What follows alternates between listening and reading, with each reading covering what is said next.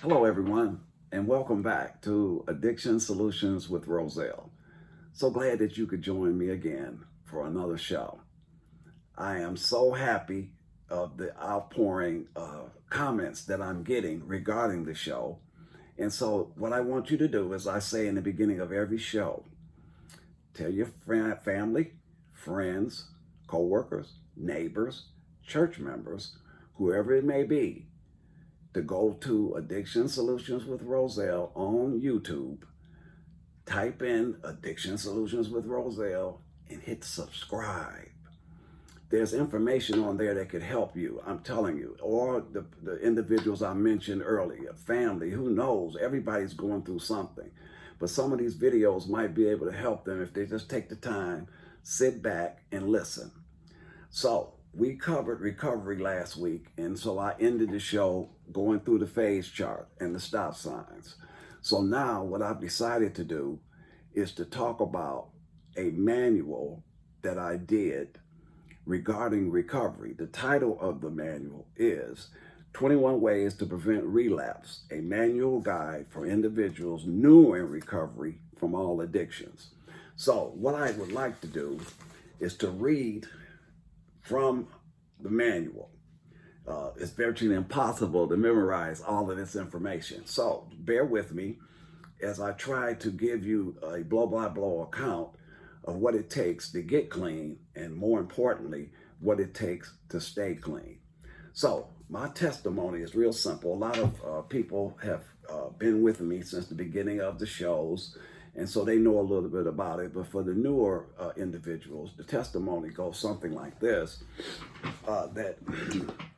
my relapse experience, I went to 17 treatment centers.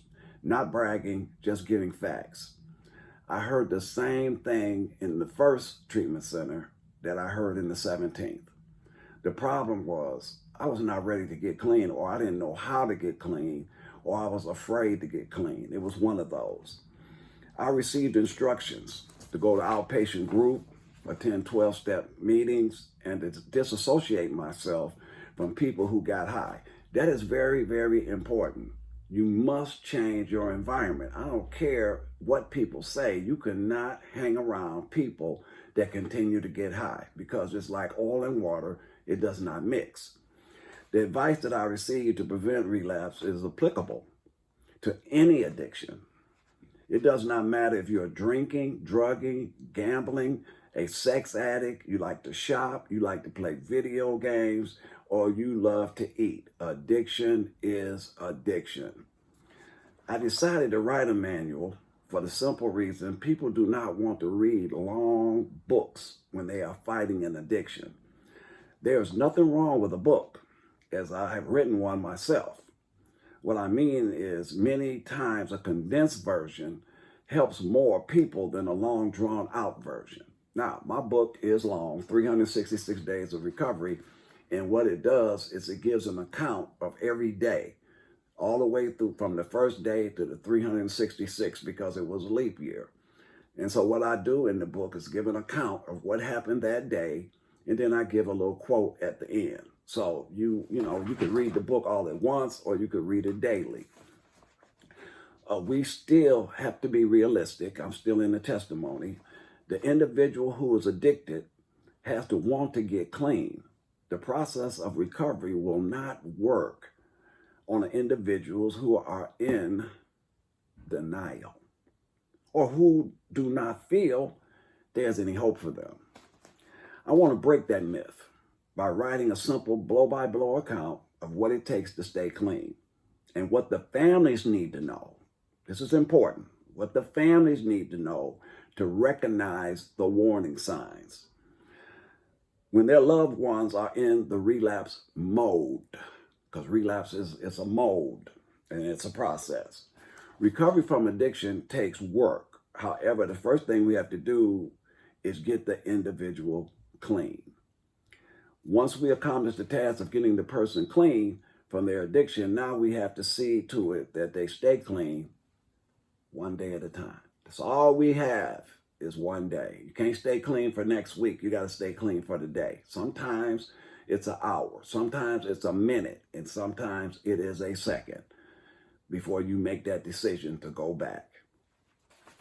The one day at a time concept is what I talked about in my first book, and I talked about the concept intensely.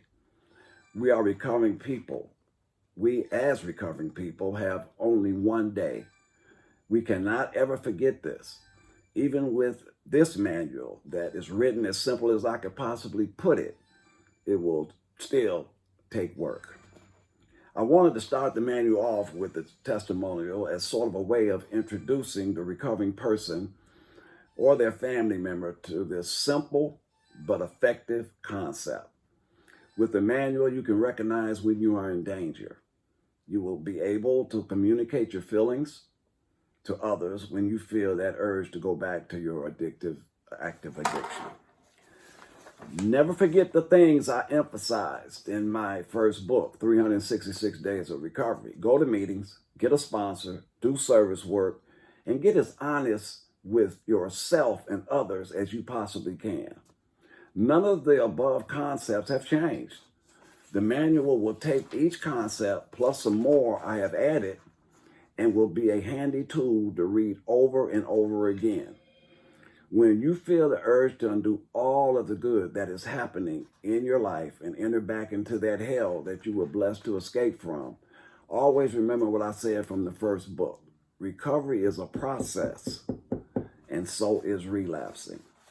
Now, my foreword, I want to read a couple of paragraphs of the foreword, and I'm going to leave it there, and then we'll get back into that next week as we progress through the manual. Because like I said, we're going to have definitions, and then we're going to have the chapters, and I have broken the chapters down where I give a couple of paragraph descriptions before you get into it. So, starting off with the foreword, the major problem with recovery is relapse. The cues of possible relapse present itself to the person addicted long before the individual actually relapses. Many times, individuals who are trying to recover had situations in their lives that they refused to face. Therefore, they backed themselves into corners so that the only avenue of escape was relapse. In this manual, I am interested in the turnaround time. This is very important. The time it takes for people who relapse to get back to the recovery process. Now, I'm going to leave it there. And when we come back next week, we are going to get into this because I want you to understand how important the turnaround time is. The same thing as falling off a horse. When do you get back? When you relapse, the time it takes you to get back into the recovery process is so important. So anyway, we're going to end it there. Glad you could join me for this show. Hope to see you next week. And please stay blessed.